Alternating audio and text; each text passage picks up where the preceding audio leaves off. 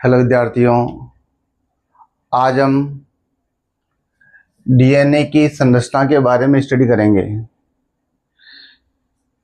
DNA की संरचना के लिए Morris Wilkins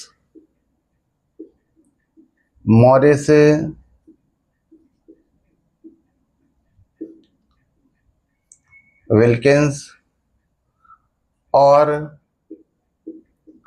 Roslin Franklin,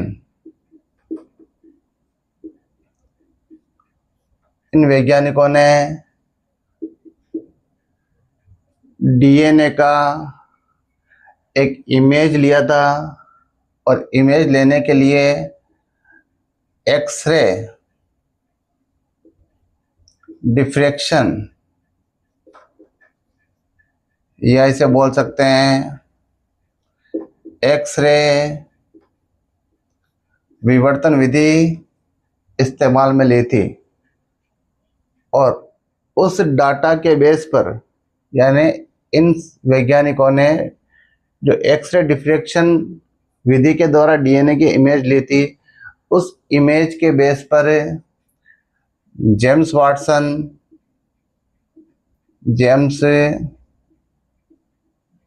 Watson और फ्रांसिस क्रिक ने सन 1953 में डीएनए की संरचना के लिए एक मॉडल दिया था। उस मॉडल को कहा जाता है डबल हेलिक्स मॉडल, द्विकुंडलनी नमूना। डबल हेलिक्स मॉडल में डीएनए की संरचना को समझाया गया है। अब हम डीएनए की संरचना का डबल हेलिक्स मॉडल यहाँ पर समझेंगे। डबल हेलिक्स मॉडल के अकॉर्डिंग डीएनए इस प्रकार से होता है। डीएनए में दो पॉलीन्यूक्लियोटाइड चेन होती है जो सर्पिलाकार और दक्षिणावर्ती घुमावलीय होती है। जैसे आप देख सकते हैं, ये एक सर्पिलाकार आकृति की पॉलीन्यूक्लियोटाइड चेन हो गई और ये दूसरी हो गई, और इनका घुमाव होगा दक्षिणावर्ती, अर्थात सीधे हाथ की दिशा में इनका घुमाव होगा। दोनों श्रृंखलाएं आपस में प्रति समानांतर यानी एंटी पैरेलल होती है। यानी एक श्रृंखला 5' से 3' डायरेक्शन में है तो दूसरी 3' से 5' डायरेक्शन में होगी। तो इस प्रकार हम कह सकते हैं दोनों श्रृंखलाएं परस्पर प्रति समानांतर या एंटी पैरेलल होती है। डीएनए एक प्रकार से घुमावदार सीढ़ी की तरह है। जैसे सीढ़ी में अपन देखते हैं, ये सीढ़ी की रेलिंग हो गई और ये हो गए सीढ़ी के पद। रेलिंग को बोल सकते हैं बैकबोन या रीढ़, और ये हो गए इसके स्टेप यानी पद।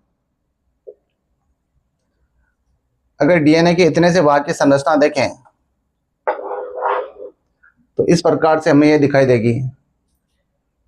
ये 4 न्यूक्लियोटाइड ये वाले हैं जो यहाँ पर बने हुए हैं, ये वाले 4 न्यूक्लियोटाइड यहाँ पर बने हुए हैं। इधर फॉस्फेट है तो ये 5' एंड हो गया, इधर OH है तो ये हो गया 3' एंड। यहाँ पर दूसरी चेन में इधर OH है तो ये 3' एंड हो गया, इधर फॉस्फेट है तो ये हो गया 5' एंड। तो इतने से हिस्से की संरचना इस प्रकार से होती है। तो आप यहाँ पे देख सकते हैं, ये जो डीएनए की बैकबोन है ये वाली, इसमें पेंटोज शुगर डिऑक्सीराइबोज और फॉस्फेट आ रहा है, और जो पद है ये वाले स्टेप, इनमें शार्युगम आ रहे हैं। ये नाइट्रोजन क्षार है एडेनिन, ये जुड़ा हुआ थाइमिन से, यहाँ पर 2 हाइड्रोजन बंद हो गए। ये ग्वानिन साइटोसिन से जुड़ा हुआ, यहाँ पर 3 हाइड्रोजन बंद हो गए। इस प्रकार से हम कह सकते हैं ये जो नाइट्रोजन क्षार का जोड़ा है इसे आप नाम देंगे क्षार युग्म, बेस पेयर, या शॉर्ट में पढ़ सकते हैं बीपी। तो स्टेप बने होते हैं क्षार युग्मों के, क्षार युग्म AT और GC, ये क्षार युग्म हो गए। Adenine, thymine, guanine, cytosine. Adenine thymine 2 हाइड्रोबंधों के द्वारा जुड़ा है, गवानिन साइटोसिन 3 हाइड्रोबंधों के द्वारा यहाँ पर जुड़ा हुआ है। तो डीएनए की संरचना में और क्या याद रखना है, डीएनए की बैकबोन पेंटोज शुगर, डीऑक्सीराइबोज और फॉस्फेट की बनी होती है, और स्टेप क्षार युग्मों के बने हुए होते हैं। तो यहाँ पर ये जो बॉन्ड दिख रहे हैं नाइट्रोजन क्षारों के बीच में, ये बॉन्ड है हाइड्रोजन बॉन्ड। डीएनए का पिच, पिच का मतलब हो गया एक घुमाव, तो यहां से यहां तक ये हो जाएगा डीएनए का पिच। पिच का मतलब हो गया एक घुमाव। इसकी लंबाई अगर नैनोमीटर में देखें तो वो होती है 3.4 नैनोमीटर, ये इसकी लंबाई हो गई। और इसको अगर एंगस्ट्रॉम में कन्वर्ट करना है तो इसको 10 से गुणा करना पड़ेगा। तो 3.4 नैनोमीटर को 10 से गुणा करें तो आता है 34 एंगस्ट्रॉम। तो ये पिच आप बोल सकते हैं 3.4 नैनोमीटर या एंगस्ट्रॉम में 34 एंगस्ट्रॉम होता है। और इस पिच में जो क्षार युग्मों की संख्या है वो होती है 10, 1 2 3 4 5 6 7 8 9 10। तो यहाँ पर टोटल क्षार युग्म हो जाएंगे 10। तो दो कर्मागत क्षार युग्मों के बीच की अगर खड़ी दूरी देखें, मतलब ये वाली दूरी, तो 10 का इसमें भाग दे दो, तो 10 का भाग देंगे तो आ जाएगा 0.34 नैनोमीटर। या इसे अगर एंगस्ट्रॉम में कन्वर्ट करना है तो 10 से गुणा कर दीजिए, और 10 से गुणा करेंगे तो आ जाएगा 3.4 एंगस्ट्रॉम। तो अगली विशेषता ये याद रखनी है, डीएनए का पिच अर्थात एक घुमाव 3.4 नैनोमीटर या 34 एंगस्ट्रॉम होता है। इसमें 10 क्षार युग्म होते हैं, तो दो कर्मागत क्षार युग्मों के बीच की खड़ी दूरी 0.34 नैनोमीटर या 3.4 एंगस्ट्रॉम होती है। दोनों श्रृंखलाओं के नाइट्रोजन क्षार आपस में हाइड्रोबंध के द्वारा जुड़े हुए होते हैं। एक श्रृंखला का एडेनिन दूसरी श्रृंखला के थाइमिन से 2 हाइड्रोबंधों के द्वारा जुड़ा होता है, और गवानिन साइटोसिन से 3 हाइड्रोबंधों के द्वारा जुड़ा होता है। ये प्यूरिन है, ये पायरिमिडिन, ये प्यूरिन है, ये पायरिमिडिन। अपन कह सकते हैं प्यूरिन के विपरीत पायरिमिडिन होता है। इस प्रकार से दोनों श्रृंखलाएं एक दूसरे की पूरक होती है, कंप्लीमेंट्री होती है। हाइड्रोजन बॉन्ड यहाँ पर इस कुंडलनी संरचना को स्थायी बना रहे हैं।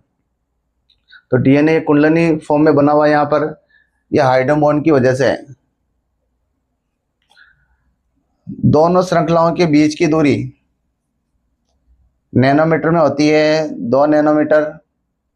और इसे अगर एंगस्ट्रॉम में लिखना है तो 10 से गुणा कर देना है, तो हो जाएगा 20 एंगस्ट्रॉम, और यह हो जाएगा डीएनए का व्यास। तो इस प्रकार से हमने डीएनए की संरचना को यहाँ पर समझ लिया। एक बार वापस से रिवाइज करवा देता हूँ।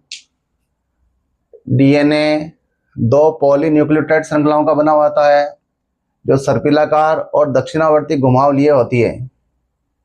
दोनों श्रृंखलाएं प्रति समानांतर होती है, अर्थात एक श्रृंखला 5 डेज डायरेक्शन से 3 डेज डायरेक्शन में है, तो दूसरी 3 डेज से 5 डेज डायरेक्शन में होगी।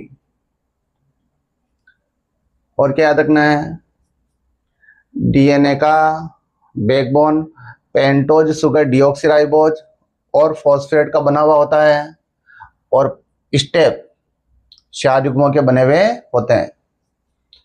और यहाँ पर याद रखना है डीएनए का पिच 3.4 नैनोमीटर या 34 एंगस्ट्रॉम होता है। इसमें 10 क्षार युग्म पाए जाते हैं। तो दो कर्मागत क्षार युग्मों के बीच की खड़ी दूरी होती है 0.34 नैनोमीटर या 3.4 एंगस्ट्रॉम। दोनों श्रृंखलाओं के नाइट्रोजन क्षार आपस में हाइड्रोबंधों के द्वारा जुड़े होते हैं। एक श्रृंखला का एडेनिन दूसरी श्रृंखला के थाइमिन से 2 हाइड्रोबॉन्ड बनाता है, और गवानिन साइटोसिन से 3 हाइड्रोबॉन्ड बनाता है। हाइड्रोजन बॉन्ड इस कुंडलनी संरचना यानी हेलिकल स्ट्रक्चर को स्टेबल बनाते हैं। दोनों श्रृंखलाओं के बीच की दूरी अर्थात डीएनए का व्यास 2 नैनोमीटर या 20 एंगस्ट्रॉम होता है। इस प्रकार हमने यहाँ पर डीएनए की संरचना का डबल हेलिक्स मॉडल समझ लिया। Thank you for watching.